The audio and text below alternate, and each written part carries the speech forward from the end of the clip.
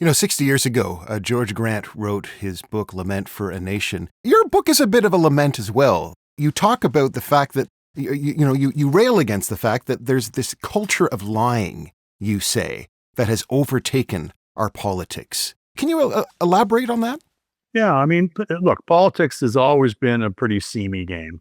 At its best, it involves a lot of slipperiness and duplicity, but in the service of a higher end.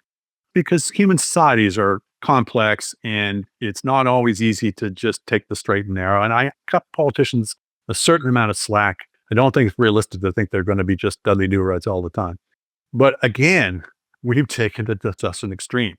We have had a series of situations in Canada at both the federal and the provincial level where people have gotten elected where it wasn't just a stray slip of the lip or page 49 of their platform, but it was the central campaign plank of their election. It was the reason they got elected, and they turn around and do the exact opposite when they get into power. Go back to Pierre Trudeau with wage and price controls, for example, or Jean Chrétien with, scrap the GST and renegotiate NAFTA, and on and on and on. But there's an argument for Trudeau, though, in 74. Right? Well, what's the argument? Well, the argument is that things changed when he got into office. But the argument was that inflation was at 12%. You can also make the argument that other international actors, Richard Nixon at the time, was moving in that direction. That Trudeau felt the pressure from international actors, perhaps felt also pressure from economists and other folks who were saying that these are the numbers. You have to make this shift. Robert Stanfield at the time was going after him, and he felt that maybe politically he needed to capitulate. So you can make the argument that he didn't intend to mislead. So to suggest that he was lying is rather harsh. Okay, well, you can make the argument once. Maybe in that case, I would argue differently with you. I think there's a reason why John Turner resigned as finance minister, for example. But after about the 12th or 13th or 49th or 50th example, then you start to say, no, there's something structural here, that we've allowed the idea that you can say one thing and do an entirely opposite thing to take root in Canada. So, I grant you, there are going to be cases where situations are radically different once you get in, but that does not apply to a lot of the cases, and I list a lot of them in the book. I think it's much more cultural that people have gotten away with it, people have shrugged at it. Again, we've kind of educated our standards to a level where we all just go, okay, what else do we expect them to do?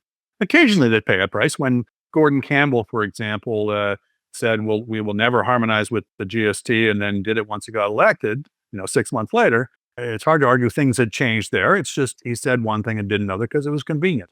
And he did pay the price, but all too often they don't. And it's not reasonable to ask the public to be the enforcers of this 4 years later when there might be 49 other issues on the election agenda. We should be able to take it as a given that the people who are running for office are not going to just flat out lie to us. The dilemma I think you really have to address is, what do we do about the good guys? How does a person who's actually telling the truth differentiate themselves from all the others? Because what happens is we all assume that they're all lying to us all the time, which is a terrible state to be in. One of the things I thought about was, what do we do in private life when we're faced in a similar situation? We're in a business that has perhaps an unfortunate reputation. We want to emphasize that we're on the level. Well, we've evolved a few things over time. We've got, money back guarantees or bonded couriers or these kinds of things where we assume consequences if we're not telling the truth. Or similarly in the legal world, we've got affidavits and swearing oaths. Is it that inconceivable that you could apply something like this to the political world, where as a voluntary matter, a leader or a candidate or a party could bring upon themselves legal consequence? So you'd have a provision in the Elections Act where they could say, in releasing my platform today, I invoke, Section 12 of the Elections Act, and that would spell out what the consequences were if we weren't telling the truth. It would naturally lead people to hedge and to put conditions around their promises. I think that's fine. I think that's all the good. I think it's responsible and adult to say, we're going to balance the budget, unless we get into a recession or unless, certain circumstances apply. Again, that's what happens in the outside world.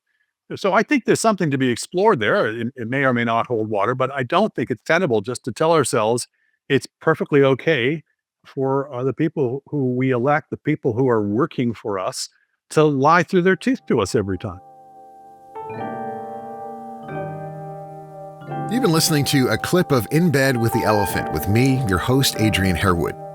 Be sure to check out the podcast on Apple Podcasts, Spotify, Amazon, iHeartRadio, and YouTube.